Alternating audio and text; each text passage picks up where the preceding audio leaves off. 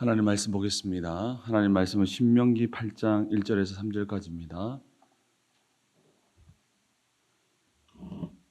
신명기 8장 1절에서 3절까지 말씀 함께 보겠습니다.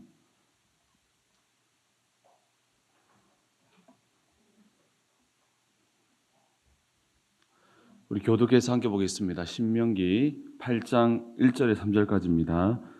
제가 먼저 읽겠습니다. 내가 오늘 명하는 모든 명령을 너희는 지켜 행하라. 그리하면 너희가 살고 번성하고 여호와께서 너희의 조상들에게 맹세하신 땅에 들어가서 그것을 차지하리라. 내 하나님 여호와께서 이 40년 동안에 내게 광야 길을 걷게 하신 것을 기억하라. 이는 너를 낮추시며 너를 시험하사 내 마음이 어떠한지 그 명령을 지키는지 지키지 않는지 알려 하심이라. 함께 보겠습니다. 너를 낮추시며 너를 줄이게 하시며 또 너도 알지 못하며 내 조상들도 알지 못하던 만나를 내게 먹이신 것은 사람이 떡으로만 사는 것이 아니요 여호와의 입에서 나오는 모든 말씀으로 사는 줄을 내가 알게 하려 하심이니라. 아멘. 오늘부터 담임 목사님의 안식월이 시작됩니다. 담임 목사님의 안식월 기간 동안 교육자들이 돌아가면서 설교합니다. 누가 설교하느냐에 상관없이 기도하기 위해서 더 많은 성도님들이 교회에 나와서 예배에 참여하게 되기를 소망합니다. 오늘부터 시작되는 새벽 설교는요, 온앤온 성경 통독 범위에서 진행됩니다. 새벽 기도 전에 요약본과 또 통독 범위를 읽어오시면 기도하는 데 유익할 것입니다. 오늘은 살리기 위해서라는 제목으로 하나님 말씀 듣도록 하겠습니다. 오늘은 온앤온 성경 통독 범위가 신명기 8장에서 9장까지입니다. 여러분, 신명기 8장은요, 이스라엘에게 있어서 광야가 어떤 의미인지를 설명하고 있습니다. 그들에게 광야 생활은 그들의 영적 상태를 시험하는 시간이었습니다. 그 속에서 아주 중요한 것을 배우게 되는데요.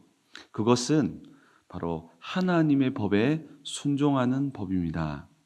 이것이 하나님과의 관계를 맺는 방법이었으며 하나님 나라의 복을 이 땅에서 누리는 그 방법이 바로 하나님의 법에 순종하는 것이었습니다.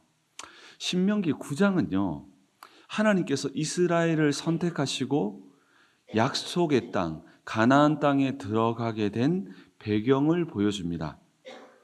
이것이 전적으로 이스라엘의 모습과 상관없는 것이었습니다. 약속의 땅에 들어가게 된 것은 이스라엘의 어떠함 때문이 아니었습니다. 그렇다면 그들이 약속의 땅에 들어간 것은 어떤 배경이었습니까? 바로 하나님의 어떠함 때문이었습니다. 그것은 하나님의 성품에서 시작된 은혜였음을 말하고 있습니다. 그렇기에 신명기 9장에서 아주 강조되는 부분이 있습니다. 그것은 바로 이스라엘의 완악함입니다. 신명기 9장에서는 이스라엘의 완악함을 드러내고 있습니다. 이스라엘의 불순종을 자세히 기록하고 있습니다. 이를 통해서 아주 중요한 진리를 하나 드러내고 있는데요. 그것은요, 가나안 땅에 들어가게 된 것은 그들의 모습과 상관없이 시작된 하나님의 성품에서 시작된 은혜였다는 것입니다. 바로 하나님의 성품에서 시작된 은혜였다는 것이죠. 오늘 우리가 읽은 이 본문은요, 하나님께서 이스라엘에게 40년간 광야길을 걷게 하신 목적을 기록하고 있습니다. 하나님께서요, 광야를 걷게 하신 분명한 목적을 두고 그들을 걷게 하셨다는 것이죠. 먼저 이스라엘 백성들이 40년간 광야를 걷게 된 이유는 무엇입니까? 일주일 정도면 도착할 이 가나안 땅에 바로 들어가지 아니하고 하나님께서 40년간 광야에 머물게 하신 이유는 무엇일까요? 그 출발점 바로 불신앙이었습니다. 믿음을 붙들지 못한 것이 바로 광야의 출발점이었다는 것이죠. 하나님께서는요, 복을 주시기 전에, 은혜를 주시기 전에 믿음을 시험하십니다. 믿음 안에서 복을 받아야지만 그 복이 비로소 복이 되기 때문입니다. 가데스 바네아에서 가나안 땅을 선물로 주시기 전에 그들의 믿음을 시험하십니다. 그런데 그들은 믿음이 아닌 불순종을 선택합니다. 이때 이들이 믿음 안에서 복을 누리게 하시기 위해서 그들을 광야로 이끄시는 것입니다. 이것이 광야를 걷게 되는 출발점이 됩니다. 광야를 통해서 하나님께서는 순종하는 믿음을 배우게 하십니다. 순종을 배우게 되는 것, 바로 그곳이 광야입니다. 모세는 광야의 2세대에게서 믿음의 시작은 순종임을 선포합니다. 하나님의 명령에 순종하는 것이 믿음의 시작이라는 것이죠. 오늘 본문 1절 말씀을 다시 한 번 더 함께 읽어보도록 하겠습니다. 함께 읽겠습니다. 내가 오늘 명하는 모든 명령을 너희는 지켜 행하라. 그리하면 너희가 살고 번성하고 여호와께서 너희 조상들에게 맹세하신 땅에 들어가서 그것을 차지하리라. 내가 오늘 명하는 모든 명령을 너희는 지켜 행하라. 하나님의 모든 명령은요, 왜 이런 명령을 하는지 자세히 설명하지 않습니다. 그렇기에 때론 이와 같은 명령들이 답답합니다. 그런데 성경은요, 우리에게 이해가 되지 않더라도 하나님께서 말씀하시면 순종하라고 말씀합니다. 때론 마음에 내키지 않더라도 순종하라고 말합니다. 이해가 되지 않더라도, 마음에 와닿지도 내키지도 않더라도 순종하라고 말하고 있습니다. 이것이 광야에서 배우게 되는 믿음입니다. 여러분, 믿음은요, 이해가 되지 않더라도, 마음에 내키지 않더라도 하나님께서 명령하시기에 그 길을 걷는 것입니다. 이해가 되지 않아도, 마음에 들지 않아도 그 길을 걷는 것입니다. 이것이 어떻게 믿음이 됩니까? 왜냐하면 하나님의 성품을 신뢰하는 자만이 끝까지 그 길을 걸을 수 있기 때문입니다. 하나님의 성품을 믿지 못하면요, 잠시 걷다가 조금 더 어려워지면 포기해 버리게 되어 있기 때문입니다. 왜냐하면 그 길은 쉬운 길이 아니기 때문입니다. 하나님의 성품에 모든 것을 걸지 않으면 그 길을 끝까지 걸을 수 없다는 것입니다. 그렇다면 하나님께서 이스라엘을 광야로 걷게 하셔서 훈련하시는 이유는 무엇일까요? 왜 하나님께서 이와 같이 광야, 우리의 인생 가운데에 정말 고난과 어려움 속에서 우리를 훈련하신 이유는 무엇일까요? 그것은 오늘 본문에서 아주 중요하게 강조하고 있는 점입니다. 그것은 바로 살리기 위해서입니다. 오늘 1절 말씀을 보니까 모든 명령을 지키면 어떻게 된다고 말씀합니까? 그리하면 너희가 살고, 그리하면 너희가 살고, 여호와의 모든 명령을 지키라고 말씀한 후에 그리하면 너희가 살아나고 번성하여 언약을 누리게 될 것이다라고 말합니다. 여기에서 살다라고 하는 히브리어 단어가요, 하야라고 하는 히브리어 단어인데요, 이 단어는 생명과 관련된 단어입니다. 그런데 여기에서 쓰여진 단어는 하나님께서 다시 살린다, 소생시키다는 의미로 하나님께서 살아나게 하신다는 것입니다. 하나님께서 살아나게 하신다는 것이죠. 우리가 순종할 때예요, 여호와의 말씀에 순종할 때예요, 우리 안에서는요, 하나님이 살리시는 일들이 시작된다는 것이죠. 순종할 때 비로소 살리시는 하나님의 사역이 우리 안에서 시작된다는 것입니다. 반대로 우리가 불순종할 때는요, 악한 영들이 우리 안에서 죽이고 도적질하는 일들이 시작된다라고 예수님께서 말씀하셨죠. 불순종할 때는 우리의 것들을 도적질 당하고 우리가 죽게 된다라고 말합니다. 그렇기에 하나님께서는 우리를 살리기 위해 광야로 부르셔서 살리기 위해 명령하시는 것입니다. 명령을 위한 명령이 아니라 살리기 위해서 명령하신 것입니다. 여러분, 신병훈련소에서 군기가 가장 센 곳이 있습니다. 이곳에서는 명령에 따르지 않으면 군대에서는 절대로 구타가 허용되지 않는데 이곳에서만은 때로는 구타가 허용될 수도 있고 또 이곳에서는 명령에 따르지 않으면 바로 군 영창에 갈 수도 있습니다. 평상시와 다른 군기가 적용되는 곳이 있는데요. 이곳은 어딜까요? 바로 사격장입니다. 사격장은요, 생명이 오가는 훈련장입니다. 그렇기에 그 어떤 군기보다 가장 셉니다. 사격장의 명령은 평상시의 명령과 다릅니다. 이때 훈련병들은 이해가 되지 않더라도 하기 싫어도 명령을 따라야 합니다.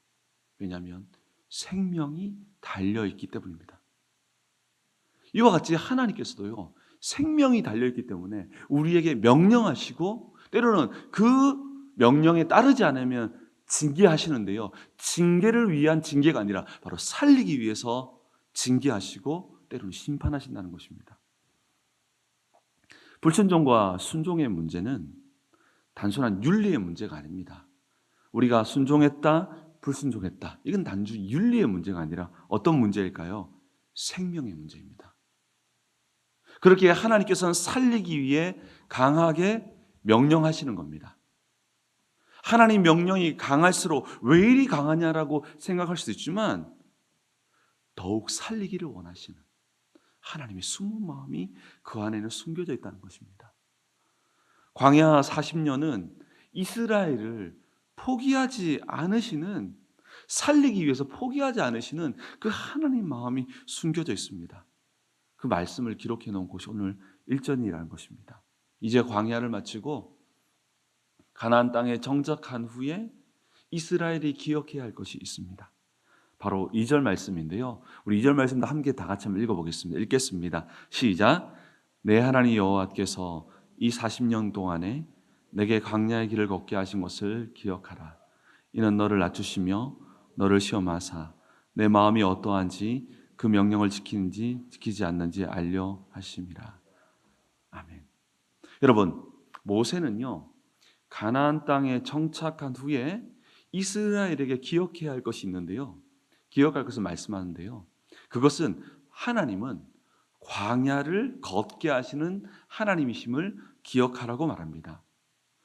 광야의 길을 걷는 것은 우리의 선택이 사실 아닙니다. 하나님께서 광야의 길을 걷게 하시는 것입니다.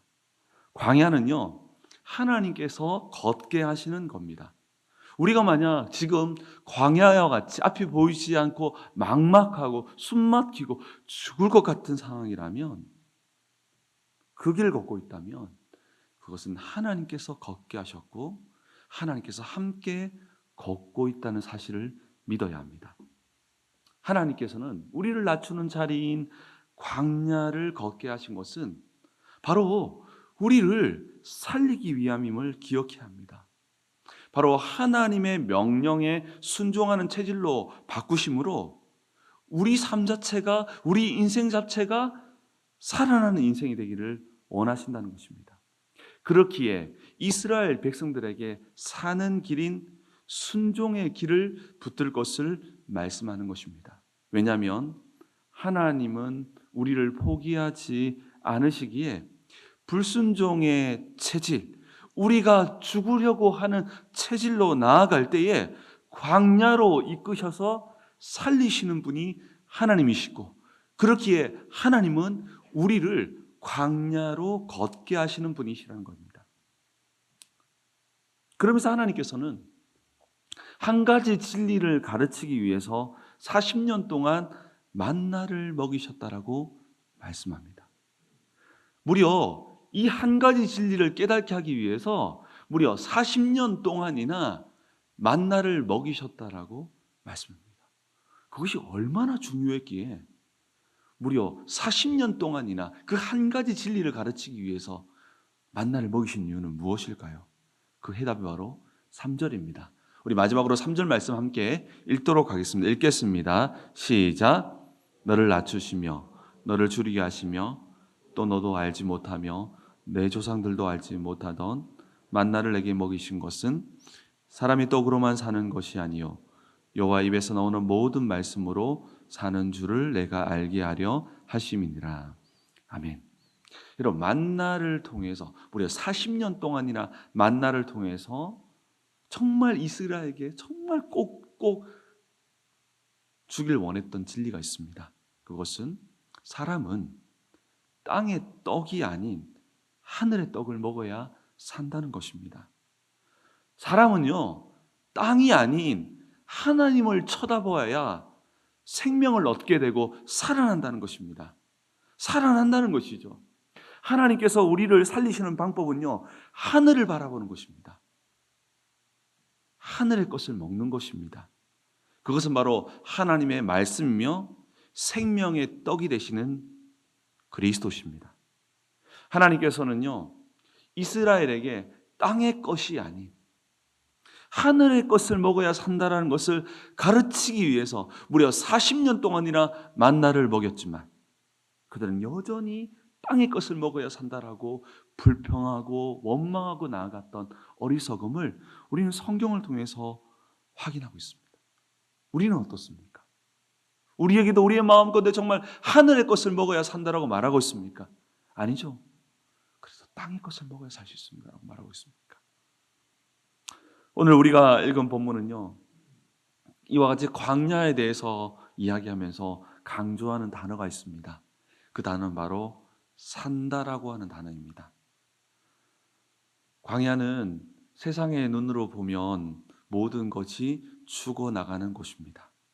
그러나 하나님은 광야를 하나님 안에서 모든 것이 살아나는 곳이 되게 하셨습니다.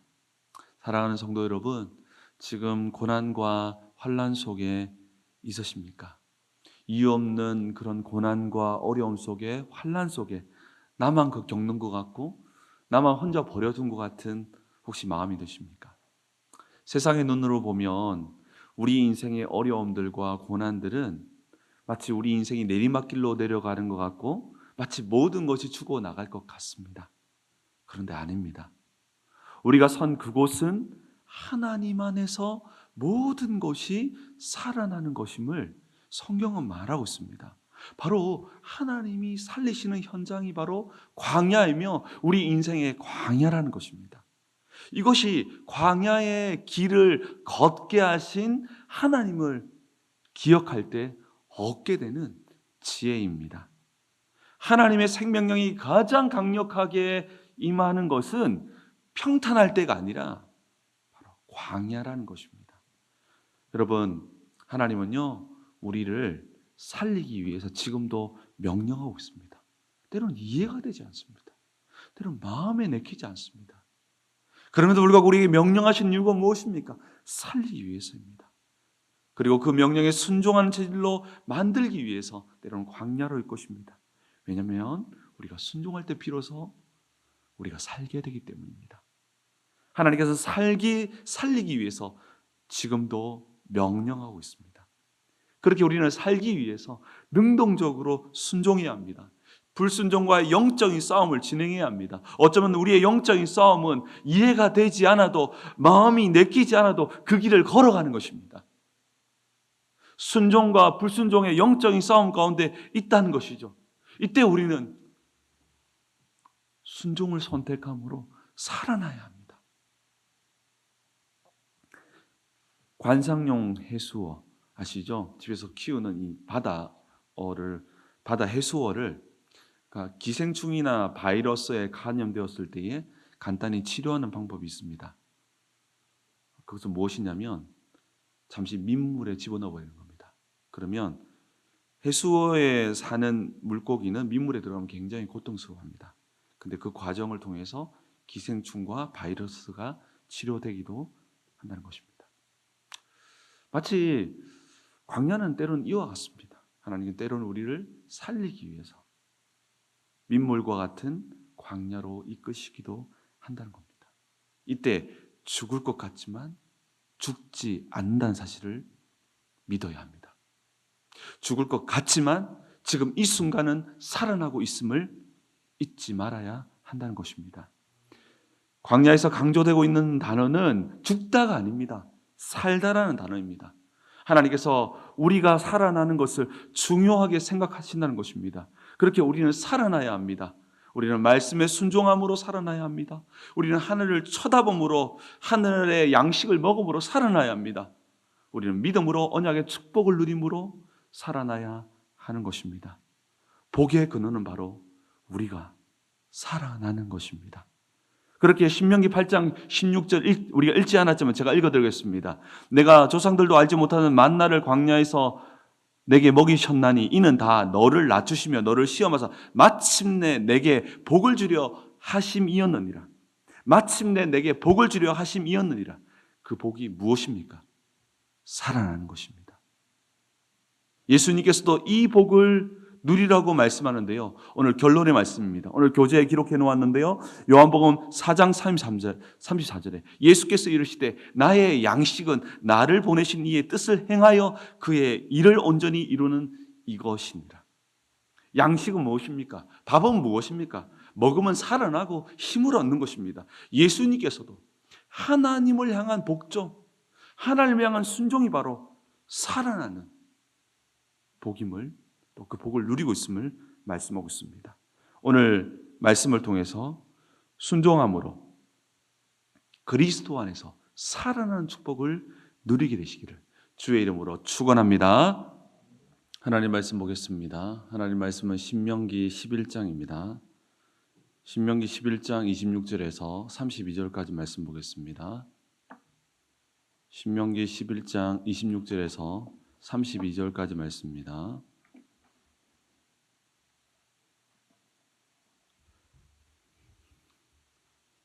신명기 11장 26절에서 32절까지 말씀을 함께 교독해서 읽겠습니다.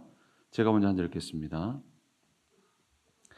내가 오늘 복과 저주를 너희 앞에 두나니 너희가 만일 내가 오늘 너희에게 명하는 너희 하나님의 여호와의 명령을 들으면 축복이 될 것이요 너희가 만일 내가 오늘 너희에게 명령하는 도에서 돌이켜 떠나 너희 하나님 여호와의 명령을 듣지 아니하고 본래 알지 못하던 다른 신들을 따르면 저주를 받으리라. 내 하나님 여호와께서 내가 가서 차지할 땅으로 너를 인도하여 들이실 때에 너는 그리심 산에서 축복을 선포하고 에발 산에서 저주를 선포하라. 이 두 산은 요단강 저쪽 곧 해지는 옥으로 가는 길 뒤 길갈 맞은편 모래 상수리 나무 곁에 아라바에 거주하는 가나안 족속의 땅에 있지 아니하냐. 너희가 요단을 건너 너희 하나님 여호와께서 너희에게 주시는 땅에 들어가서 그 땅을 차지하려 하라니 반드시 그것을 차지하여 거기 거주할지라. 함께 보겠습니다. 내가 오늘 너희 앞에 베푸는 모든 규례와 법도를 너희는 지켜 행할지니라. 아멘. 오늘은 복은 선택하는 것입니다. 복은 선택하는 것입니다. 라는 제목으로 하나님 말씀을 듣도록 하겠습니다. 오늘은 오내놓은 성경 통독 신명기 10장에서 12장까지입니다. 신명기 10장은요. 모세가 십계명을 다시 받는 장면과 여호와께서 요구하시는 것은 궁극적으로는 단순한 행동의 변화가 아니라 마음의 변화임을 말씀합니다. 그러면서 하나님의 모든 명령은 이스라엘의 행복을 위하여 주신 선물임을 말씀합니다. 신명기 11장은요. 하나님께서 행하신 큰 일들을 기억하며 모든 명령에 순종하는 것이 바로 하나님께서 약속하셨던 모든 복을 누리는 길임을 선포합니다. 또한 신명기 12장은요. 각기 소견대로라는 말이 사사기에만 등장하는 게 아니라 신명기 12장에서 각기 소견대로 예배한 것이 실패한 원인임을 알려주시면서 하나님의 방법대로 예배할 때에 하나님께서 약속하셨던 모든 복을 누릴 수 있음을 선포합니다. 모세는 광야 2세대에게 하나님께서 이스라엘 민족을 애굽에서 광야까지 인도하셨음을 먼저 설명을 합니다. 그 후에 오늘 본문을 통해서 말씀에 순종하는 자의 복과 어기는 자의 저주에 대해서 말씀합니다. 오늘 본문은 우리 앞에 복과 저주가 펼쳐져 있음을 알려주십니다. 우리 인생 앞에 복의 산과 저주의 산이 있는데요. 지금 우리가 각자 그 산에 서 있다는 겁니다. 그런데 문제는 우리가 어디에 서 있느냐에 따라서 하나님께서 우리를 향해 주시는 메시지가 복이 될 수도 저주가 될 수도 있음을 말씀하고 있습니다. 그렇게 때로는 무엇을 구하고 있는가 보다 무엇을 선택하고 있으며 어느 진영에 서 있느냐가 더 중요할 때가 있다는 것입니다. 만일 우리가 하나님 말씀에 순종하는 복의 진영에 서 있다면 우리 인생에는 복의 율법이 선포될 것입니다. 그런데 우리가 불순종하는 저주의 진영에 서 있다면 우리 인생에는 저주의 율법이 선포될 것입니다. 그렇기에 우리가 어떤 선택을 하여 지금 어떤 진영에 서 있는지를 분별하는 것은 굉장히 중요합니다. 우리 앞에 복과 저주가 펼쳐져 있기에 무엇을 선택하느냐에 따라서 우리 인생이 달라지기에 굉장히 중요한 문제라는 것입니다. 이것이 우리 인생을 이미 좌우하고 있고 앞으로도 좌우할 것입니다. 우리의 인생의 열심이, 우리의 인생의 노력이 복과 저주를 만드는 것이 아닙니다.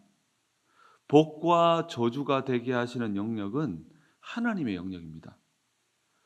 우리가 가지고 있는 모든 것은 하나님께서 복이 되게 하실 때에 비로소 복이 됩니다. 예를 들어서 우리에게 있는 모든 돈과 명예와 건강을 일반적으로 복이라고 하지만 정말 때로는 이것이 복이 될 수도 있고 저주가 되게 할 수도 있다는 것입니다. 이 영역은 하나님의 영역이라는 것입니다. 왜냐하면 하나님께서는 그것을 복이 되게 할 수도 있고 그것으로 말미암아 저주가 되게 하실 수도 있기 때문입니다. 우리가 할 수 있는 영역이 있는데요. 그것은 바로 오늘 본문은 우리에게 선택이라고 말합니다. 우리에게는 선택할 수 있는 자유가 있습니다. 오늘 본문에는 우리에게 선택할 수 있는 자유가 있음과 더불어서 그에 대한 책임도 있음을 말씀하고 있습니다. 우리 오늘 본문 26절을 먼저 한번 보겠습니다. 26절 말씀을 다시 한번 더 읽도록 하겠습니다. 읽겠습니다. 시작. 내가 오늘 복과 저주를 너희 앞에 두나니.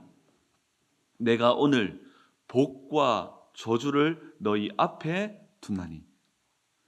복은 하나님 말씀에 순종할 때에 우리 안에서 시작되는 하나님의 살리시는 모든 은혜를 말합니다. 저주는요, 하나님 말씀에 불순종할 때에 모든 은혜가 끊어지고 징벌이 임하는 것을 말합니다.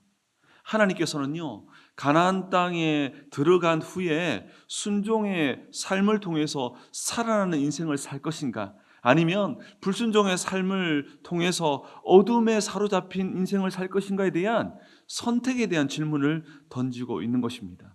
그 표현이 바로 내가 오늘 복과 저주를 너희 앞에 두었다라고 표현한 것입니다. 하나님은요, 인간에게 자유의지를 통해서 기계적인 것이 아니라 능동적이고 이 자발적인 것을 통한 이 순종을 기뻐하십니다. 그렇게 우리의 선택을 통해서 그 선택을 보시고 복을 주시기도 하시고 때로는 징계하시기도 하십니다. 우리가 어떤 선택을 하시는지를 지켜보시면서 그 속에서 하나님은 중심을 살피시는 것입니다. 그렇게 우리는 능동적이고 자발적이며 하나님을 사랑함으로 여호와의 말씀에 순종하기를 즐거워하는 자, 순종해야 돼가 아니라 순종하면 복받아, 순종하면 벌받아 이런 측면이 아니라 순종하기를 즐거워하는 삶을 살아야 하는 것입니다. 사랑하는 성도 여러분, 지금 우리의 인생의 눈앞에도 이미 복의 진영과 저주의 진영이 펼쳐져 있습니다. 지금 우리는 어느 진영에 서 있는지는 굉장히 중요합니다. 우리 각자는 이미 복의 진영과 저주의 진영에 각자 서 있습니다. 우리가 성령의 인도를 따라서 말씀에 순종하는 삶을 살고 있다면 우리는 이미 복의 진영에서 하나님의 살리심을 경험하고 있을 것입니다. 이것이 복된 자의 모습입니다. 그러나 우리가 육신의 정욕을 따라 말씀에 불순종하는 삶을 살고 있다면 우리는 이미 저주의 진영에서 어둠의 권세의 노예가 되어서 우리 인생을 도적질 당하며 유린당하고 있다는 것입니다. 이것이 바로 저주를 선택한 자의 모습임을 말씀합니다. 그렇게 오늘 본문은 우리에게 아주 중요한 질문을 던집니다. 그것은 우리 인생에서 선택이 중요하다는 것입니다. 오늘도 우리는 수많은 선택을 해야 합니다. 새벽에 일찍 일어나서 기도하며 하루를 다스릴 것인가, 아니면 분주한 삶을 따라서 우리의 인생이 끌려갈 것인가 등과 같은 수많은 선택 속에 놓여 있습니다. 우리에게는요, 기도할 자유도 있고요, 기도하지 않을 자유도 있습니다. 그러나 그 모든 자유의 선택 뒤에 오늘 본문은 우리에게 중요한 것을 알려줍니다. 그것이 무엇입니까? 그 자유 뒤에 책임도 있음을 잊지 말 것을 말씀하고 있는 것입니다. 오늘 본문은 우리에게 자유의 선택에 대한 책임이 있음을 알려주고 있습니다. 그렇게 우리는 매 순간 복을 선택하도록 영적으로 깨어 있어야 합니다. 믿는 사람이라면 정말 순종함으로 복을 선택하기를 원합니다. 그런데 문제는 깨어 있지 못하면 자꾸만 저주가 복으로 보인다는 겁니다. 저주를 복으로 착각하며 그 속에서 모든 것을 걸어버린다는 겁니다. 그 뒤에는 어둠의 권세가 숨어 있습니다. 어둠의 권세는 우리를 자꾸만 저주를 복으로 착각하게 만들며 그게 모든 것을 걸게 만듭니다. 어둠의 권세가 자꾸만 우리를 속인다는 것입니다. 이때 우리는 잘못된 판단과 결정으로 저주의 진영에 서게 될 때가 있습니다. 그렇기에 우리가 영적인 눈을 열어서 매 순간 복의 선택을 하도록 기도해야 하며 우리 안에 계신 성령의 인도를 간구해야 하는 것입니다. 성령의 인도를 따라서 복의 선택으로 말미암아 우리의 인생이 복된 삶이 되어야 합니다. 우리는 눈앞에 펼쳐져 있는 복과 저주의 선택에서 복을 정말 선택함으로 날마다 하나님이 살리시는 그 은혜를 경험하게 되기를 주의 이름으로 축복합니다. 모세는요, 복과 저주의 선택이 우리의 눈앞에 항상 펼쳐져 있음을 말씀하시면서 하나님의 명령에 순종하는 것이 복이 되며 하나님의 명령에 불순종하는 것이 저주라고 말씀하시면서 가나안 땅에 들어가게 되면 거의 비슷한 높이의 양쪽에 높이 솟아오른 산을 찾아가라고 말합니다. 그런 후에 그 양쪽 산에서 복의 율법과 저주의 율법을 선포하라고 말합니다. 그 산이 바로 에발산과 그리심산입니다. 오늘 본문 29절 말씀을 다 같이 한번 읽어보도록 하겠습니다. 함께 읽겠습니다. 시작. 내 하나님 여호와께서 내가 가서 차지할 땅으로 너를 인도하여 들이실 때에 넌 그리심산에서 축복을 선포하고 에발산에서 저주를 선포하라. 아멘. 모세는요, 너희가 가나안 땅에 들어가게 되면 그리심산에서 축복의 율법을 선포하고 에발산에서 저주의 율법을 선포하라고 말씀합니다. 가나안 땅에 들어가면 양쪽 산에서 축복의 율법과 저주의 율법을 선포하는 의식을 가지라고 명령합니다. 그렇다면 그리심산과 에발산은 어떤 산일까요? 요단강을 건너고 여리고와 아이성을 지나면 북쪽 길이 열리게 됩니다. 그 북쪽 길을 쭉 따라가다 보면 양쪽에 우뚝 솟은 두 산을 만나게 됩니다. 왼쪽은 에발산이며 오른쪽은 그리심 산입니다. 그리고 그 두 산 사이에 세겜 골짜기가 있습니다. 여러분, 이 세겜 성읍은 아주 의미 있는 곳입니다. 세겜 골짜기는요, 아브라함이 갈대아 우르를 떠나서 가장 먼저 가나안 땅에서 최초로 단을 쌓은 곳이 바로 이곳입니다. 또한 이 세겜에서는요, 야곱이 모든 우상을 땅에 묻어버리는 영적 종교 개혁을 하는 그곳이 바로 이 땅입니다. 또한 야곱의 우물이 그곳에 있었죠. 신약에 와서는 예수님께서 사마리아 여인과의 대화를 나눈 곳이 바로 이 에발산과 그리심 사이의 골짜기에 있는 세겜 지역이었습니다. 에발산과 그리심산은요, 산을 중심으로 양쪽으로 에발산과 그림산은 세겜을 중심으로 해서 양쪽으로 갈라진 산입니다. 세겜을 중심으로 서로 마주보고 있는 산입니다. 그리심산은요, 좀 햇볕이 잘 드는 곳이기 때문에 산림이 좀 울창했습니다. 그러나 에발산은 햇볕이 가려진 곳이었습니다. 그리심산은 숲이 비교적 울창하게 우거져 있었지만 반면에 에발산은요, 수목이 거의 없는 돌산, 바위산이었습니다. 그리심산은 해가 뜨는 곳이었으며 에발산은 해가 지는 곳이었습니다. 두 산 중 아름다운 산이었던 그리심산에서는 복의 율법을 선포하라고 말씀합니다. 그리고 황폐한 바위산이었던 에발산에서는 저주의 율법을 선포하라고 말씀합니다. 두 산은 비슷한 높이에, 비슷한 위치에 비슷해 보이지만 전혀 다른 모습을 하고 있었습니다. 모든 인생이 이와 같이 비슷해 보이지만 하나님 말씀을 어기는 자는 에발산과 같이 생명을 잃은 인생이 될 것이며, 말씀을 지키는 자는 그리심산과 같은 생명으로 풍성한 산이 될 것임을 말하는 것입니다. 그렇기에 그리심산에서는 축복을 선포하고 에발산에서는 저주를 선포하라고 이야기합니다. 오늘 본문은 우리에게 지금 어떤 산을 선택했으며 어떤 산에 서 있는지를 돌아보라고 말합니다. 우리는 하나님 말씀에 순종하는 선택을 해야 합니다. 미국의 존경받던 링컨 대통령의 일화는 워낙 유명하니까 잘 기억하실 것입니다. 남북전쟁 당시에 북군의 전차가 크게 분리할 때 참모가 이런 이야기를 하죠. 대통령에게, 각하, 하나님이 우리의 편이 되어 주실까요? 라고 하면서 정말 걱정입니다 라고 했을 때 링컨이 뭐라고 말합니까?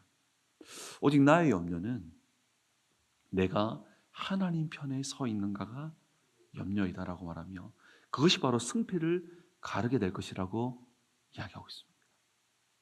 바로 이 이야기입니다.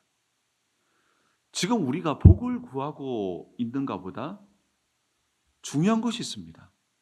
바로 우리가 하나님 편에 서 있느냐입니다. 우리가 순종의 진영에 서 있느냐입니다. 우리가 에발산에서 아무리 복을 구하여도 그것이 무엇이 되었던 그것 때문에 우리의 인생이 무너질 수 있다는 것입니다. 그렇게 우리는 그리심산에 서야 하는 것입니다. 하나님의 편에 서야 한다는 것이죠. 근데 우리가 단지 예배당에서 예배 드리고 있기에, 성경을 읽고 있기에, 기도를 하고 있다는 그 자체만으로 우리가 하나님 편에 서 있다고 말할 수는 없습니다. 그런데 이것이 우리 인생의 승패를 오래전부터 좌우해왔고 앞으로도 좌우할 것이기 때문에 이것이 중요한 것입니다. 인생의 승리는 결국 하나님 편에 서 있느냐 서 있지 않느냐에서 좌우됨을 오늘 본문은 결론적으로 말씀하고 있습니다. 그 말씀이 바로 31절과 32절입니다. 우리 마지막으로 함께 읽겠습니다. 시작. 너희가 요단을 건너 너희여 하나님 여호와께서 너에게 주시는 땅에 들어가서 그 땅을 차지하여 하나니 반드시 그것을 차지하여 거기 거주할지니라. 내가 오늘 너희 앞에 베푸는 모든 규례와 법도를 너희는 지켜 행할지니라. 아멘. 그 땅을 차지하려 하나니 반드시 그것을 차지하여 거기 거주할지라. 그러면서 모든 규례와 법도를 지켜야 할 것이다 라고 이야기합니다. 사랑하는 성도 여러분, 우리는 하나님 앞에서 어느 편에 서 있느냐, 인생을 살아가느냐를 돌아보아야 합니다. 나는 이런 직분을 가지고 있으니까, 나는 여기 앉아 있으니까, 나는 성경을 읽고 있으니까 당연히 하나님 편에 서 있을 거라고 생각해서는 안 됩니다. 우리가 얼마든지 그러한 신앙적인 종교적 모습을 갖추고서도 얼마든지 에발산에 서 있을 수 있습니다. 그렇기 때문에 우리 앞에 펼쳐진 복과 저주 앞에서 우리는 깨어 있어야 하며 하나님께 간구해야 하는 것입니다. 오늘 우리 앞에 펼쳐진 복과 저주 앞에 우리는 복 앞에 서야 할 것입니다. 하나님의 진영에 서야 할 것입니다. 그것이 그 땅을 차지하게 되는 놀라운 승패라는 것입니다. 이때에 정말 하나님께서 우리에게 승리가 임하게 할 것이며 하나님께서 그 모든 것을 보게 되게 하실 줄 믿습니다. 오늘 정말 우리가 복을 선택함으로 정말 복의 진영에 서게 되는 주의 은혜가 임하게 되기를 주의 이름으로 축원합니다. 하나님 말씀 보도록 하겠습니다. 하나님 말씀은 신명기 15장입니다. 하나님 말씀은 신명기 15장 1절에서 6절까지 말씀을 함께 보도록 하겠습니다. 신명기 15장 1절에서 6절까지 말씀입니다. 우리 교독에서 함께 보겠습니다. 제가 먼저 한 절 읽겠습니다. 며칠 년 끝에는 면제하라. 면제의 규례는 이러하니라. 그의 이웃에게 구워준 모든 체주는 그것을 변제하고 그의 이웃에게나 그 형제에게 독촉하지 말지니 이는 여호와를 위하여 면제를 선포하였음이라. 이방인에게는 내게 독촉하려니와 내 형제에게 구워준 것은 내 손에서 면제하라. 내가 만일 내 하나님 여호와의 말씀을 듣고 내가 오늘 내게 내리는 그 명령을 다 지켜 행하면 나는 여호와께서 내게 기업으로 주신 땅에서 내가 복을. 우리 함께 다 같이 읽겠습니다. 시작. 내 하나님 여호와께서 내게 허락하신 대로 내게 복을 주시리. 내가 여러 나라에 구워줄지라도 너는 꾸지 아니하였고 내가 여러 나라를 통치할지라도 너는 통치를 당하지 아니하리라. 아멘. 오늘 저는 여러분과 함께 다시 일어설 기회라는 제목으로 하나님의 말씀을 전하도록 하겠습니다. 오늘은 온해놓은 성경 통독 신명기 13장에서 15장까지입니다. 신명기 13장은 유일신 하나님만을 믿으며 악에 관해서는 긍휼 없이 결단하는 것이 사는 길임을 말씀합니다. 신명기 14장은 하나님의 백성들은 불편하지만 구별된 삶을 사는 것이 사는 길이며 11조를 통해서 레위인과 약자를 책임지고 세워나갈 때에 하나님께서 우리 인생을 책임지시고 세워나가실 것이라고 약속합니다. 신명기 15장은 하나님의 속량하심을 기억함으로 하나님의 백성들이 서로 돌아보고 기득권층들은 빈민계층들에게 다시 시작할 수 있는 자유와 긍휼을 베푸는 이 안식년의 정신을 배우라고 말씀합니다. 성경은 하나님께서 거룩하니 우리에게도 거룩하라라고 명령합니다. 거룩은 우리 신앙생활의 본질이며 믿는 자의 능력은 거룩에서 시작됩니다. 왜냐하면 우리가 거룩할 때 하나님이 임재하시기 때문입니다. 그런데 사람들은 거룩이라는 단어를 생각하면 종교적인 영역만을 생각하는 경향이 있습니다. 종교적인 틀 안에서만 거룩을 이해하려고 합니다. 그런데 신구약 성경을 자세히 보면 거룩을 말할 때에 종교성보다 현장성을 강조하고 있음을 알 수 있습니다. 거룩이란 단어는 종교적인 영역보다 삶의 현장에서 드러나는 것이 중요함을 성경은 신구약에서 끊임없이 강조하고 있습니다. 그렇기에 일상에서 이루어지는 거룩을 이해하고 우리의 삶에 적용하는 것은 굉장히 중요합니다. 오늘 우리가 읽은 본문은 궁극적으로 이 거룩이란 종교의 영역이 아닌 일상의 영역임을 알려줍니다. 우리가 하나님을 아는 지식을 가질수록 거룩은 우리의 삶의 현장에서 이루어져야 하고 이루어진다는 것을 깨닫게 됩니다. 하나님을 알아가면 알아갈수록 이 거룩은 우리의 삶에 이루어진다는 것을 깨닫는 것입니다. 거룩이란 종교성이 아닌 일상성이라는 것이죠. 무슨 말입니까? 성경을 읽는 것 자체가 거룩이 아니라 성경대로 살아가는 것이 거룩이라는 것이죠. 우리가 예배하는 것 자체가 거룩이 아니라 예배자의 삶을 살아가는 것이 바로 거룩이라는 것입니다. 그렇게 성경은 우리에게 처음부터 일상을 회복하라고 말씀하고 있습니다. 하나님께서 우리에게 찾으시는 거룩은 종교의 영역이 아닌 삶의 영역이라는 것을 기억해야 합니다. 이제 우리는 종교적인 영역을 넘어서 세상 속에서 거룩을 적용하고 드러내야 합니다. 여러분, 교회의 역사를 교회사라고 하죠. 교회사를 보더라도요, 이 거룩의 영역을 전교에만 적용하고 거룩의 영역이 종교에만 머물 때에 항상 교회는 타락했습니다. 거룩이 일상을 만날 때에 비로소 거룩의 능력이 우리에게 시작된다는 것입니다. 정말 오늘 이 말씀을 통해서 거룩의 일상성을 회복함으로 거룩의 능력이 우리의 삶에 가득 나타나게 되기를 주의 이름으로 축원합니다. 오늘 본문은 안식년 채무 면제에 대해 말씀하고 있습니다. 바로 안식년에 대해서 말씀하고 있다는 것이죠.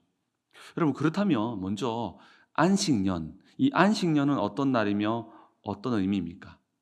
안식년은 7년을 주기로 하며 그 주기 마지막 제7년째를 말합니다. 이때는 땅을 경작하지 않고 또 모든 일을 멈추게 됩니다. 그렇기에 안식년은 우리가 모든 일을 멈출 때에 모든 것이 멈춰지는 것처럼 보이지만 안식년은 우리가 모든 것을 멈출 때에 모든 것이 멈춰지는 해가 아닙니다. 안식년은요, 우리가 모든 일을 멈출 때에 하나님께서 특별하게 일하시는 해가 됨을 말씀하고 있습니다. 안식년은 6년간 농사를 지은 후에 7년째 땅을 쉬게 하는데요, 이때 우리는 1년 동안 농사를 쉬면 어떻게 먹고 살 수 있을까? 라는 질문에 부딪히게 됩니다. 1년 동안 농사를 쉬게 되면 우리는 어떻게 먹고 살 수 있을까? 라고 하는 인생의 질문에 부딪히게 됩니다. 이 속에서 안식년은 우리에게 아주 중요한 영적인 원리를 가르쳐 주는데요, 그것은요, 우리가 모든 것을 멈출 때에 하나님께서 일하시기 시작한다는 것입니다. 우리가 멈출 때에 하나님께서 일하신다고 하는 이 놀라운 섭리가 바로 안식년에 있습니다. 우리가 멈출 때에 하나님께서 일하신다는 영적인 원리입니다. 십계명에 보면 안식일이 기록되어 있죠. 안식일은 제7일 날에 모든 일들을 멈추고 하나님을 예배합니다. 안식일은요, 모든 일을 멈춰야 됩니다. 모든 사람들은 그러면서 안식을 취하게 되죠. 모든 일을 멈추고 주 안에서 안식할 때 이때 놀라운 일이 시작되는데요, 그것이 무엇일까요? 하나님께서 우리 안에서 살리시고 회복시키는 일들이 시작된다는 것입니다. 우리의 모든 일을 멈추는 이 안식일에 우리 하나님께서 우리를 위해 우리 안에서 일하기 시작하신다는 것입니다. 안식일의 이 예배는 하나님의 일하심을 경험하는 것이며 하나님의 일하심에 동참하는 것입니다. 이 안식일 예배는 하나님의 일하심의 경험과 동참하게 되는 날이죠. 이 원리를 예수님께서 안식일에 병자를 고치시면서 말씀하셨습니다. 뭐라고 말씀하셨냐면 예수님께서 이 안식일에 안식일은 어떤 날입니까? 일을 멈추는 날 아닙니까? 이 안식일에 내 아버지께서 일하시니 나도 일한다 라고 말합니다. 아니, 안식일 날 율법에 분명히 모든 일을 멈추라고 했는데 예수님께서 뭐라고 말씀하십니까? 내 아버지께서 일하시니 나도 일한다 라고 말씀하셨습니다. 안식일은 우리가 모든 일을 멈출 때에 하나님이 우리 안에서 특별하게 간섭하는 날이라는 것입니다. 그래서 한국교회가 이 안식일을 강조했던 그 주일날에 사실은 일을 멈추는 데 집중했을 때에 물론 부작용도 있었습니다. 그러나 수많은 간증들이 즐비했던 것을 저는 어렸을 때에 우리 선배님들의 또 우리 어르신들의 이야기를 들었던 것을 기억합니다. 내가 멈추었더니 하나님이 놀랍게 일하시더라 라는 그 간증들이 당시에는 충만했습니다. 물론 그러다 보니까 너무 본질보다는 이렇게 껍데기에 머물러서 부작용도 있기도 했지만, 그러나 그 본질 자체는 이겁니다. 그렇게 하루를 쉬지만 하루 이상을 얻게 되는 것입니다. 이것이 바로 안식일의 원리인데요. 이 영적인 원리가 안식년에 적용됩니다. 1년 동안 땅이 쉬게 되면 어떻게 먹고 살 수 있습니까? 이 질문에 대한 해답이 바로 이 영적인 원리에서 찾게 됩니다. 말씀을 따라 땅의 모든 일을 멈추게 되면 하나님께서 살리시는 일이 시작된다는 것이죠. 가장 먼저는 하나님께서 땅을 회복시키십니다. 이것은 단순히 자연적 토질 회복이 아닙니다. 자연적 토질 회복을 능가하는 하나님께서 특별하게 시작하시는, 살리시는 일이 땅 속에서 시작된다는 것입니다. 또 그의 소출이 없으니 먹을 것이 없어 우리의 인생은 마치 죽을 것만 같습니다. 여러분, 먹을 것이 없으면 죽지 않습니까? 그 해에 소출이 없습니다. 그 해에 소출이 없으니 먹을 것이 없어 우리는 죽을 것만 같습니다. 그런데 죽지 않습니다. 왜냐하면 우리를 먹여 살리시는 하나님의 일이 시작되기 때문입니다. 땅과 사람이 모든 일을 멈출 때에 하나님께서는 땅과 사람을 살리시는 하나님의 일이 시작된다는 것이죠. 한 해 동안 땅과 사람을 살리시는 그 은혜가 바로 안식년입니다. 그렇다면 안식년은 어떤 날이며 어떤 의미일까요? 또한 이 안식년은 살리고 나누는 해다라고 이렇게 표현할 수 있습니다. 살리고 나누는 해다. 출애굽기 23장에 보면 안식년에 대해서 좀 더 자세하게 기록되어 있습니다. 이 안식년은 단순히 쉬기만 하는 해가 아닙니다. 출애굽기에서는 안식년은 살리고 나누는 해다라고 말합니다. 살리고 나누는 해가 바로 안식년이라는 것이죠. 출애굽기 23장 11절에 보면 제가 읽어드리겠습니다. 일곱째 해는 갈지 말고 묵혀두어서 내 백성의 가난한 자들이 먹게 하라. 그 남은 것은 들짐승이 먹으리니 내 포도원과 감람원도 그리할지니라. 안식년이 되면 가수원이나 밭농사를 짓는 사람들은 그대로 나무들이나 작물들을 그대로 들어갑니다. 이때 가난한 사람들이 와서 배불리 먹고 산에서만 살았고 들에 돌아다녔던 들짐승들이 배불리 먹게 됩니다. 안식년을 지킴으로써 가난한 자들과 들짐승을 살리고 또 그들과 나누게 되는 것이죠. 이를 통해 뭘 배웁니까? 단순히 세상에서 말하는 나눔입니까? 그런 게 아닙니다. 이를 통해 하나님 나라의 통치 원리인 살리고 나눔의 정신을 실현하는 것입니다. 이때에 하나님 나라의 통치 원리를 실현하니 이때에 하나님 나라의 복이 인생 가운데 시작되는 것입니다. 이 복은 궁극적으로 더 많은 소출을 얻게 할 뿐 아니라 우리의 영혼을 풍성하게 한다는 것입니다. 왜냐하면 하나님의 나라는 살리고 나눌 때에 흔들어 넘치게 부어주시는 하나님 나라의 복을 허락하시기 때문입니다. 더 많은 사람들을 살리고 나눌 수 있는 복을 부어주신다는 것이죠. 이 복을 누리는 해가 바로 안식년입니다. 그렇다면 안식년은 어떤 날이며 어떤 의미일까요? 마지막 세 번째는 바로 다시 일어설 기회의 회입니다. 다시 일어서는 기회의 해라는 것이죠.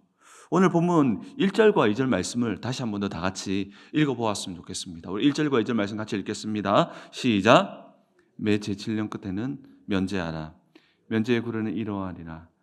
그의 이웃에게 구워준 모든 재주는 그것을 면제하고 그 이웃에게나 그 영제에게 독촉할지니 이는 여호와를 위하여 면제를 선포하였습니다. 아멘. 안식년이 되면 동족에게 구워준 빚을 탕감해 주어야 합니다. 채무, 빚을 면제해 주어야 한다는 것이죠. 부채를 완전히 탕감해 주어야 합니다. 돈을 빌려준 채권자라고 표현하죠. 채권자들은 빌려준 돈을 받지 않아야 합니다. 사실 이 이야기는 빚을 진 사람에게 너무나 기쁜 이야기지만 상식적으로 채권자들은 큰 손해를 얻게 됩니다. 그런데요, 하나님 나라의 계산법은요, 조금 다릅니다. 하나님 나라의 계산법은 손해보지 않는다고 말합니다. 도리어 궁극적으로는 더 큰 것을 얻게 될 것이라고 말하는데요. 그것은 하나님께서 줄어든 재산 이상으로 그 복이 꼭 재산이라 할 수도 있지만 또 어떤 형태든지 하나님의 복으로 채워주실 것이라고 약속하고 있습니다. 우리 신명기 15장 6절을 우리 한번 마지막으로 같이 읽어보겠습니다. 시작.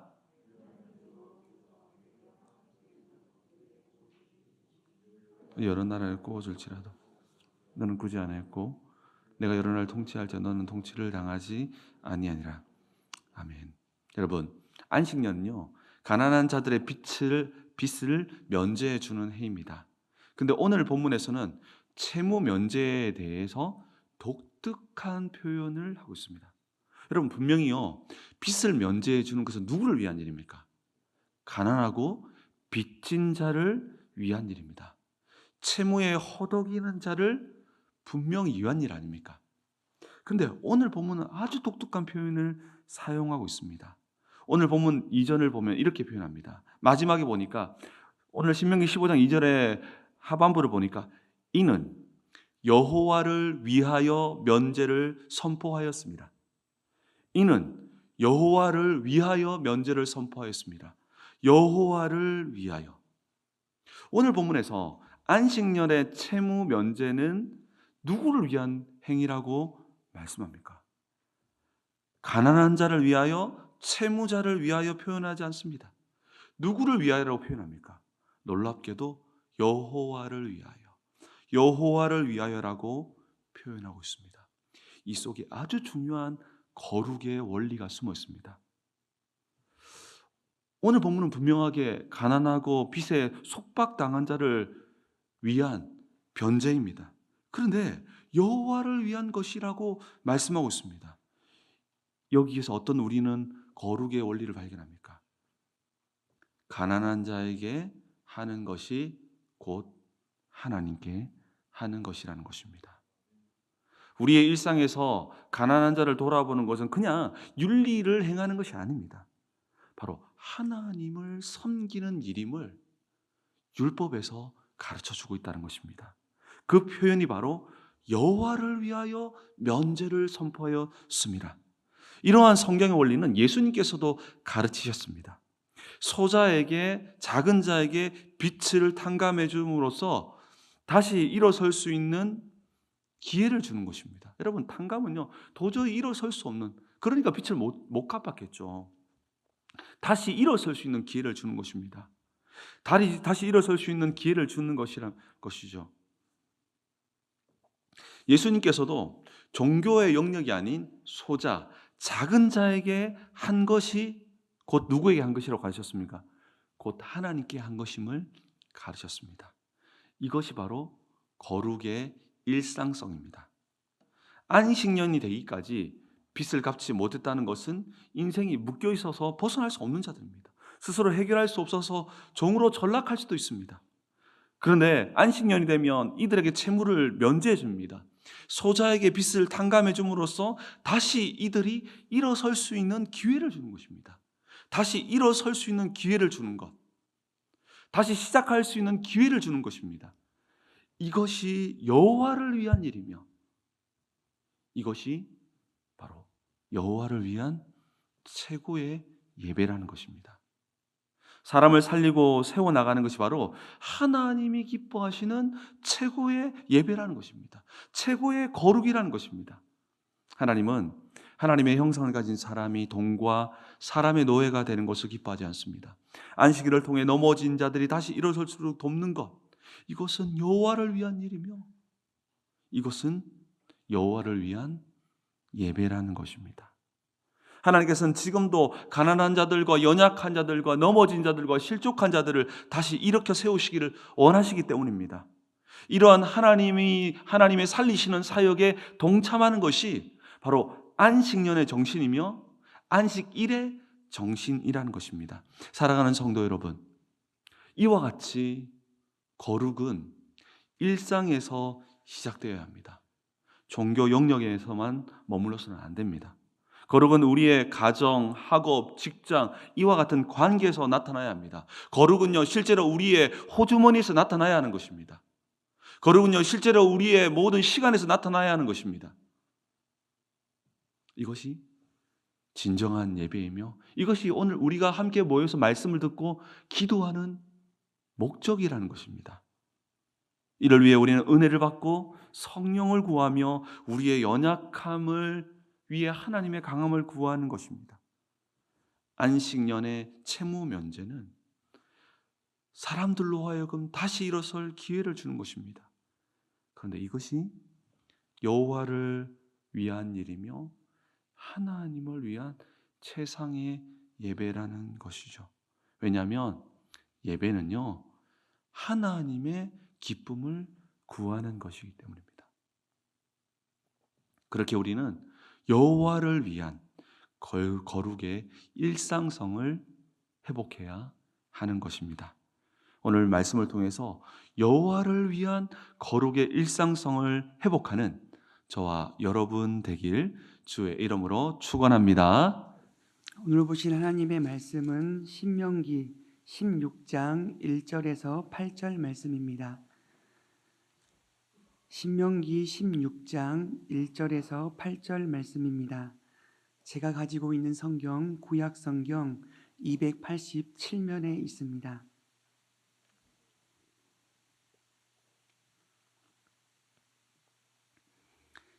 신명기 16장 1절에서 8절 말씀입니다. 우리 살아계신 하나님의 말씀을 우리 한 절씩 나누어서 읽도록 하겠습니다. 아비볼을 지켜 내 하나님 여호와께 유월절을 행하라. 이는 아비볼에 내 하나님 여호와께서 밤에 너를 애굽에서 인도하여 내셨음이라. 여호와께서 자기의 이름을 두시려고 소와 양으로 내 하나님 여호와께 유월절 제사를 드리되 유교병을 그것과 함께 먹지 말고 이레 동안은 무교병 곧 고난의 떡을 그것과 함께 먹으라. 이는 네가 애굽 땅에서 급히 나왔음이니 이같이 행하여 내 평생에 항상 네가 애굽 땅에서 나온 날을 기억할 것이니라. 누룩이 보이지 않게 할 것이요 또 내가 첫날 해질 때에 제사 드린 고기를 밤을 지내 아침까지 두지 말 것이며 유월절 제사를 내 하나님 여호와께서 내게 주신 각 성에서 드리지 말고 여호와께서 자기의 이름을 두시려고 택하신 곳에서 나오던 시각 곧 처저녁 해질 때에 유월절 제물을 드리고 내 하나님 여호와께서 택하신 곳에서 그 고기를 구워 먹고 아침에 네 장막으로 돌아갈 것이니라. 너는 엿새 동안은 무교병을 먹고 일곱째 날에 내 하나님 여호와 앞에 성회로 모이고 일하지 말지니라. 아멘. 이 시간 새벽 단잠을 깨워 하나님 앞에 기도하러 오신 모든 분들에게 하나님의 평안과 위로가 가득하게 되기를 간절히 기도합니다. 신명기 16장은 이스라엘 백성들이 지켜야 할 3대 절기가 기록되어 있습니다. 특별히 오늘 본문은 유월절을 어떻게 보내고 왜 지켜야 하는지를 말씀합니다. 이스라엘 백성들은 430년 동안 애굽에서 종살이를 합니다. 하루 벌어 하루 먹고 사는 인생, 꿈은 일도 없는 이스라엘 백성들이 오직 하나님의 은혜로 민족의 지도자 모세를 통해서 이스라엘 독립만세, 자유를 얻게 됩니다. 하나님께서는 10가지 재앙을 애굽 땅에 내리시지요. 강계 이파수 도구황캄장, 강은 나일 강이 피가 되고, 개는 개구리 재앙, 이는 이 재앙, 파는 파리 재앙, 수는 가축 전염병, 도구황캄장, 독종 재앙, 우박 재앙, 황은 메뚜기 재앙, 캉은 캄캄해요, 흑암 재앙, 장은 장자의 죽음입니다. 장자의 죽음은 애굽에 처음 난 것, 가축이든지 사람이든지 상관없어요. 하나님이 다 죽이십니다. 장자는 모든 것의 대표인데 이것은 하나님이 애굽이 섬기는 모든 것을 다 심판하셨음을 말씀합니다. 그런데 어린 양의 피를 집에 있는 문틀 좌우 위에 바른 집은 죽음이 넘어가지요. 넘을 월, 패스오버, 이것이 바로 유월절입니다. 유월절은 오직 하나님의 은혜만을 기억하는 구원의 날입니다. 오늘 본문 1절 말씀에 보면 아비보를 지켜 내 하나님 여호와께 유월절을 행하라. 이는 아비보래 내 하나님 여호와께서 밤에 너를 애굽에서 인도하여 내셨음이라. 아멘. 유월절 제사는 아비볼에 드려야 합니다. 아빕은 부드럽다라는 뜻에서 유래했고 푸른 싹, 곡식의 이삭을 의미합니다. 태양력으로는 푸른 싹이 도달하는 3월, 4월, 출애굽 이후에 생겨난 종교력으로는 새해의 첫 번째 달, 정확히는 1월 14일입니다. 뭘 의미하는지 아시죠? 이스라엘 백성들의 새로운 출발, 새로운 시작을 할 수 있는 이유와 근거는 오직 하나님의 은혜였음을 말씀하고 있습니다. 그리고 오늘 본문 2절 말씀이요. 다 같이 한번 합독하겠습니다. 자, 시작. 여호와께서 자기의 이름을 두시려고 택하신 곳에서 소와 양으로 내 하나님 여호와께 유월절 제사를 드리되. 아멘. 유월절 제사는 자기가 드리고 싶은 곳에서 아니요, 하나님이 택하신 곳에서 드려야 합니다. 그리고 5절 말씀에 보니까 유월절 제사를 내 하나님 여호와께서 내게 주신 각 성에서 드리지 말고, 6절 오직 내 하나님 여호와께서 자기의 이름을 두시려고 택하신 곳에서, 자기의 이름을 두시려고 택하신 곳에서. 아멘. 모세는 광야의 2세대를 향해 선포합니다. 너희들이 하나님이 약속하신 그 가나안 땅에 들어가면 각 지파별로 흩어져서 자기만의 장소, 자기만의 문화, 자기만의 삶의 방식대로 살게 될 것이다. 그런데 반드시 기억해, 적어도 1년에 3차례, 유월절, 칠칠절, 초막절에는 너희가 원하는 장소 말고 하나님이 택하신 그곳, 내가 정한 그곳에서 우리를 구원하신 하나님을 함께 찬양하고 함께 기도하고 함께 예배할 것을 강력하게 말씀하고 있습니다. 뭘 의미할까요? 광야, 길이 없고 예측할 수 없고 외로운 광야 40년 기간에는 불기둥과 구름기둥으로 앞서 인도하시는 하나님만을 바라보고 일용한 양식을 공급하시는 하나님만으로 충분했습니다. 그런데 가나안 땅에는 우상이 가득하죠. 삶의 가치관이 달라요. 그리고 농사를 지으면서 살아가야 했습니다. 그래서 하나님이 주신 가나안 땅에 그곳에 살 때에는 하나님만으로는 뭔가 부족했어요. 세상도 바라보고 하나님도 바라봅니다. 다들 아시겠지만 이스라엘 백성들은 단 한 번도 하나님을 떠난 적이 없습니다.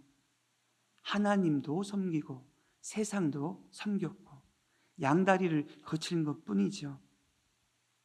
적어도 가나안 땅에서 농사를 지으려고 하면 농사를 주관하는 신 바알 신도 의지하고 하나님도 의지하고 이것도 의지하고 저것도 의지하고 이것저것 다 필요했습니다. 그리고 오늘 본문 2절 말씀을 한 번만 더 읽어볼까요? 자, 시작. 여호와께서 자기의 이름을 두시려고 택하신 곳에서 소와 양으로 내 하나님 여호와께 유월절 제사를 드리되. 아멘. 유월절 제사는 내 하나님 여호와께, 내 하나님 여호와를 향하여 드립니다. 여호와는 하나님의 또 다른 이름으로 한 번 택한 하나님의 백성을 우리 하나님이 절대로 포기하지 않고 끝까지 지키시고 인도하시는 분, 이런 신실하신 하나님을 고백할 때 여호와라고 고백합니다. 오늘 본문 말씀을 묵상하는데 제 마음속에 감동이 일어났어요. 내 하나님 여호와가, 내 하나님 여호와가, 이 짧은 1절부터 8절까지 내 하나님 여호와가 도배가 되어 있는 거예요. 1절에 내 하나님 여호와께 유월절을 행하고 내 하나님 여호와께서 밤에 너를 애굽에서 인도하여 내셨음이라. 2절에 내 하나님 여호와께 유월절 제사를 드리되.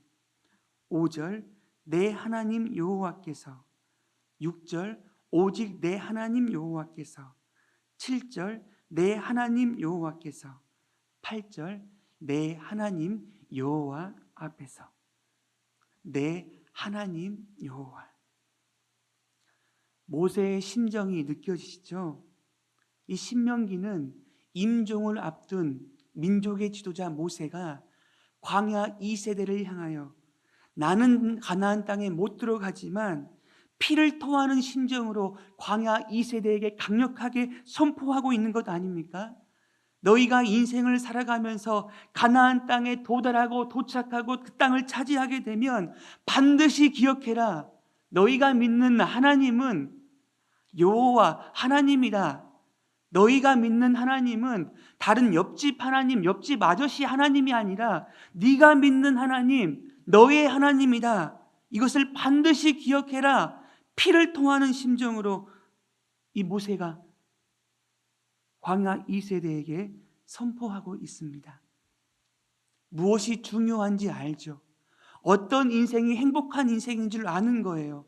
그 가나안 땅에 내가 함께하지 못하지만 그 땅에 승리할 수 있는 유일한 비결은 오직 하나님 내 여호와를 믿고 의지하는 것임을 강력하게 선포하면서 유월절을 지키라고 명령하는 거예요. 사랑하는 식구들, 오늘 새벽에 우리 하나님이 저와 여러분들에게 말씀하세요. 아비월에 내가 드리고 싶은 곳에서 아니요, 내 하나님이 택하신 곳에서 내 하나님 여호와께 유월절 예배를 드림으로 4절에 기록된 대로 오직 하나님의 은혜를 평생 항상 기억해야 할 것을 말씀하고 있습니다.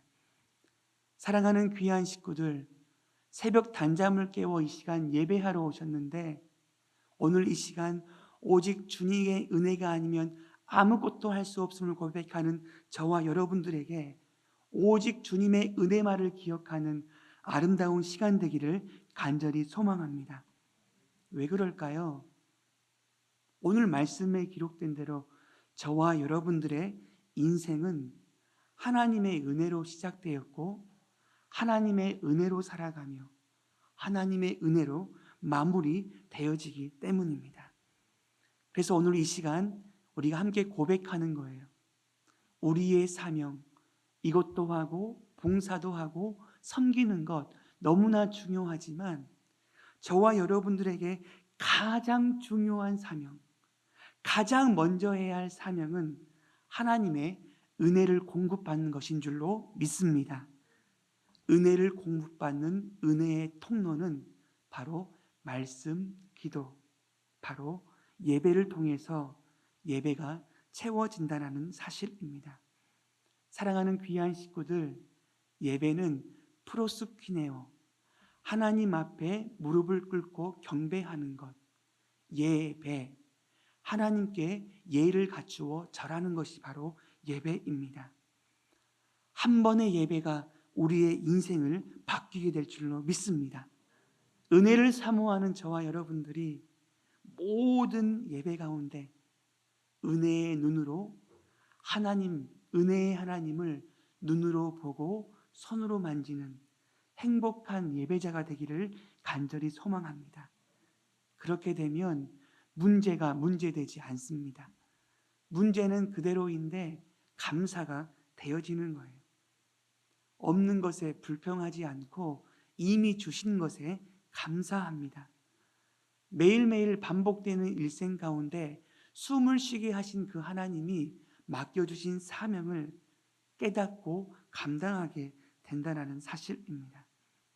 예배 가운데 은혜를 경험하고 은혜를 기억하면 작은 것에 더 감사하고 작은 일에 더 충성하고 하나님이 맡겨주신 그 영혼을 예수님의 마음으로 사랑하는 행복한 사람, 축복의 통로가 우리 하나님이 저와 여러분들을 세워주실 줄로 믿습니다.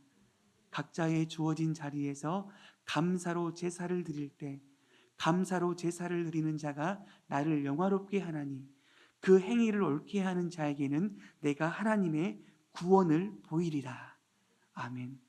상황이 아무리 절망적이어도 아무리 가난해도 감사로 드리는 그 감사의 제물을 우리 하나님이 기뻐 받으십니다. 감사를 드러내는 사람은 어떤 상황 가운데서도 감사할 수 있고 감사를 고백하는 사람은 절대로 가난해지지 않는 줄로 믿습니다. 그 은혜를 기억하면서 그 은혜를 사모하며 오늘 하루도 승리하게 되시기를 간절히 기도합니다. 오늘 보실 하나님의 말씀은 신명기 19장 1절에서 7절 말씀입니다. 신명기 19장 1절에서 7절 말씀입니다. 제가 가지고 있는 성경, 구약 성경 291면에 있습니다. 신명기 19장 1절에서 7절 말씀입니다. 우리 살아계신 하나님의 말씀을 우리 한 절씩 나누어서 읽도록 하겠습니다. 내 하나님 여호와께서 이 여러 민족을 멸절하시고 내 하나님 여호와께서 그 땅을 내게 주심으로 네가 그것을 받고 그들의 성읍과 가옥에 거주할 때에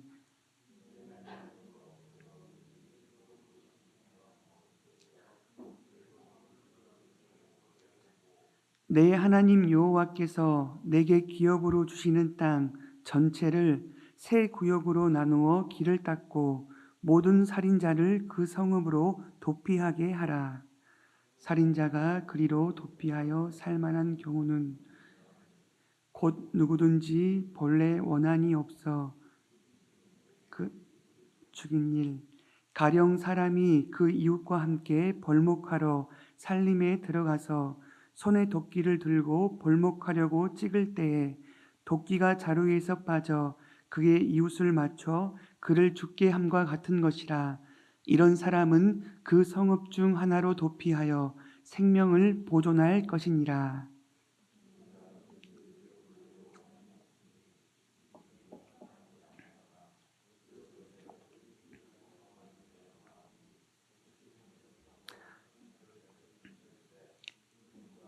멀면 그를 따라 잡아 죽일까 하노라. 우리 다 같이 보겠습니다. 그러므로 내가 내게 명령하기를 새 성읍을 너를 위하여 구별하라 하노라. 아멘.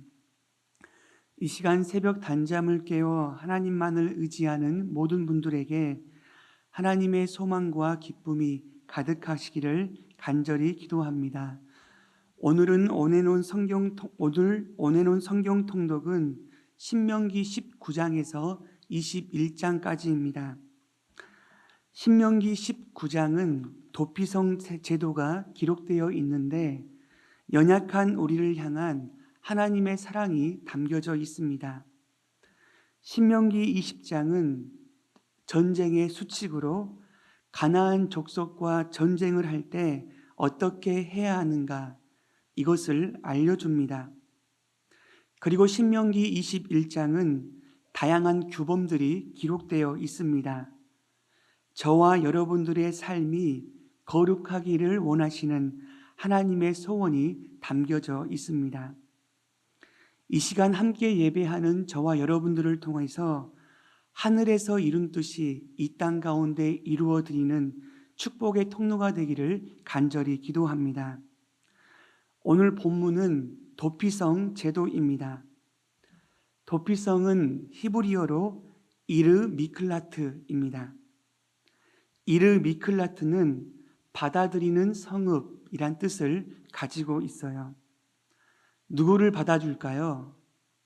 세상이 받아주지 않는 사람, 바로 그 사람을 받아주는 곳이 도피성입니다. 특별히 본문에서는 부지 중에 실수로 사람을 죽인 사람입니다. 오늘 본문 4절 말씀에 보니 살인자가 그리로 도피하여 살만한 경우는 이러하니 곧 누구든지 본래 원한이 없이 부지 중에 그의 이웃을 죽이는 일. 아멘. 살인을 한 사람에 대한 규례는 이와 같아요. 미워하는 마음이 없이 실수로 살인을 한 사람은 자기의 생명을 보존하기 위해 요단 서편에 있는 도피성 한 곳으로 도망갈 수 있음을 말씀합니다. 그 이어서 5절에는 예를 들어 친절하게 설명을 해줍니다. 어떤 사람이 친구와 함께 숲으로 나무를 하러 갔습니다.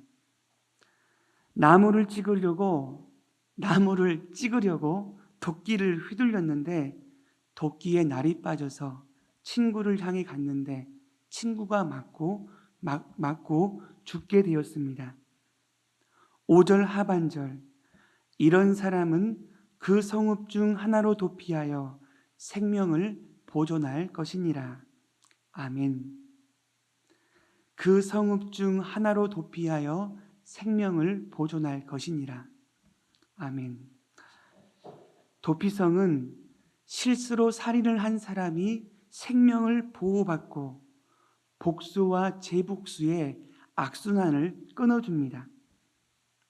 도피성은 첫 번째, 하나님께서 하나님의 형상으로 지음받은 저와 여러분들을 얼마나 사랑하시는지 이것을 보여줍니다. 실수로 사람을 죽였다고 해도 죽은 사람의 가족들은 눈이 뒤집힙니다. 분노하며 복수를 반드시 할 거예요. 복수. 계속 서로에게 복수한다면 살인이 끊이지 않을 것입니다. 하나님은 그런 위험을 미리 막아주십니다. 우리 하나님은, 저와 여러분들이 믿는 하나님은 실수로 살인한 사람을 받아주고 용서해주고 사랑해주고 복수를 진짜 하고 싶은 저와 여러분들을 살리고 싶어 하십니다. 다들 아시겠지만 요단강 동편에는 도피성이 3개가 이미 있었고 요단강 서편에는 3개가 세워집니다. 오늘 본문 3절 말씀을 우리 다 같이 한번 읽어보도록 할까요? 자, 시작. 내 하나님 여호와께서 내게 기업으로 주시는 땅 전체를 3 구역으로 나누어 길을 닦고 모든 살인자를 그 성읍으로 도피하게 하라. 아멘. 여호수아서 20장 7절 말씀에 보면 요단강 서편에 있는 도피성이 3개가 나와요. 북쪽의 게데스, 중부의 세겜, 남쪽의 헤브론입니다. 이 도피성들은 가나안 땅 어느 지역에 살더라도 거리가 약 50km 이내, 어느 누구나 하루 만에 도착할 수 있는 그런 거리인 것이죠. 유대의 전승에 따르면 첫 번째, 도피성을 향하는 중요한 길목에는 이르 미클라트, 도피성이라는 팻말이 곳곳에 세워져 있습니다. 그리고 두 번째, 도로의 넓이가 놀라지 마세요. 14m. 별로 안 놀라시네요. 14m. 1년에 한 번씩 반드시 보수를 합니다. 그리고 세 번째, 각 3가지의 성읍들의 각각의 위치가 서로 동일하게 된다는 것이죠.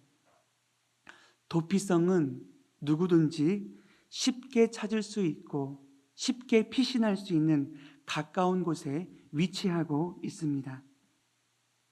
실수로 사람을 죽인 사람이 어떤 사람이라도 도피성에만 들어가면 살 수 있습니다.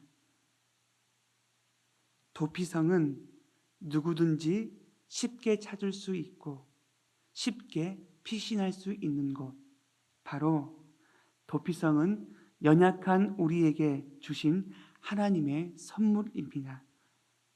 이 사실을 믿으십니까? 도피성은 연약하기 그지없는 저와 여러분들을 위한 하나님의 선물이에요. 그리고 도피성은 두 번째, 하나님 백성들이 살아가는 삶의 가치관을 우리에게 보여줍니다. 오늘 본문 2절 말씀에 보니까 내 하나님 여호와께서 내게 기업으로 주신 땅 가운데에서 너를 위하여 구별하고, 오늘 본문 7절을 다 같이 한번 읽어볼까요? 자, 시작. 그러므로 내가 내게 명령하기를 새 성읍을 너를 위하여 구별하라 하노라. 아멘. 오늘 새벽에 이 말씀을 묵상하는데 제 마음에 감동이 일어나요. 너를 위하여, 너를 위하여. 이 너를 위하여가 제 마음속을 계속 울리는 거예요. 하나님이 뭐라고 말씀하세요? 하나님이 너희가 머무를 가나안 땅에 도피성을 허락하신 이유는 실수로 사람을 죽인 사람을 위하여, 그 사람을 위하여, 아니요, 아닙니다.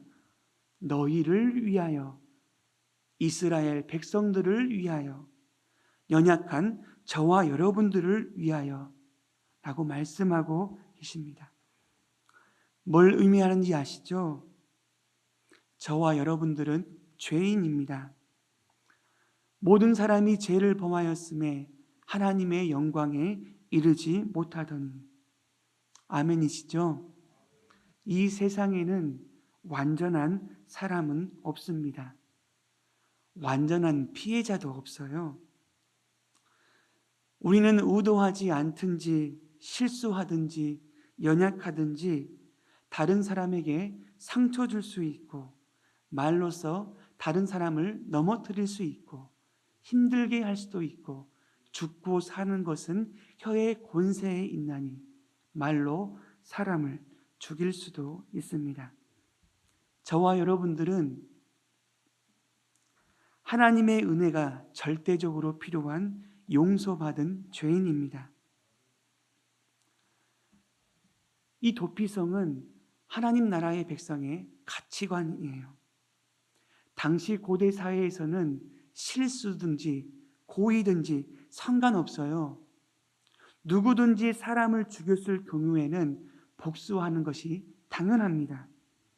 복수하고 복수를 해야 자기 가문의 자존심을 세우고 명예를 회복하는 것이라고 생각했기에 마음과 목숨과 뜻을 다하여 복수하기를 쉬지 않았습니다. 그러니 복수에 재복수에 끊이지 않는 엄청난 살인이 벌어지는 것 아닙니까? 세상의 가치는 복수해야 합니다. 깔아뭉개야 합니다. 내가 높아져야 합니다. 그래야 내가 살아남을 수 있습니다. 그러나 하나님을 믿는 하나님 나라의 백성의 가치관은 복수가 아니라 용서인 줄로 믿습니다. 골로새서 3장 13절 말씀이요. 누가 누구에게 불만이 있거든 서로 용납하여 피차 용서하되 주께서 너희를 용서하신 것 같이 너희도 그리하고. 아멘. 주께서 너희를 용서하신 것 같이 너희도 그리하고. 아멘. 하나님께서는 하나님의 은혜로 용서받은 저와 여러분들이 용서받은 죄인이 이 땅 가운데 복수하는 인생이 아니라 용서하는 인생으로 살아가길 원하십니다. 다들 보셨잖아요. 복수하면 복수차잖아요. 죄송합니다. 복수하면 왜 하나님이 원수를 용서하는 것도 힘든데 원수를 사랑하라고 했을까요? 그 명령 또한 저와 여러분들을 향한 말씀인 줄로 믿습니다. 그 미움의 사람 많이 있으시죠? 얼굴 표정을 보니까 저밖에 없으신 것 같은데 인생을 살아가다 보면은 이 사람을 가슴 깊이 묵상하면서 이 사람 때문에 과거에 얽매이고 더 이상 사랑하지 못하고 상처와 아픔 때문에 허우적대는 사람들이 너무나 많이 있습니다. 용서는 우리의 힘으로 불가합니다. 용서는 하나님의 은혜가 필요합니다. 하나님의 은혜가 필요합니다. 하나님의 용서, 십자가의 보혈의 능력이 필요합니다. 서로 용납하는 것, 서로 용서하는 것, 내 힘으로 안 돼요. 주께서 너희를 용서하신 것 같이 하나님의 은혜를 공급받고 십자가의 보혈의 능력으로 용서받은 저와 여러분들만이 용서할 수 있는 믿음의 삶이 되어진 줄로 믿습니다. 오늘 이 시간 용서하는 삶을 살아가기를 결단합니다. 이 사람만 생각하면 미움이 올라오고 화가 나고 입술이 지켜지지 않고 마음이 지켜지지 않는 그 사람을 위해 기도하는 거예요. 그 영혼들을 위해 문자를 보내는 거예요. 연락하는 겁니다. 선물 보내는 거예요. 기도하는 거예요. 그러면 우리 안에 묶여진 우리 자신의 묶여있는 상처와 아픔들이 풀어지고 천국의 은혜를 경험하는 아름다운 삶을 우리 가운데 허락해 주실 줄로 믿습니다.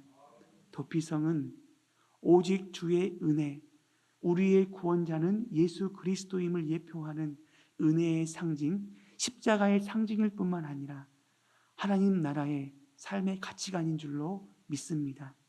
주께서 우리를 용서하신 같이 너희도 그리하라. 이 말씀을 순종하고 누리는 저와 여러분들 되시기를 간절히 기도합니다.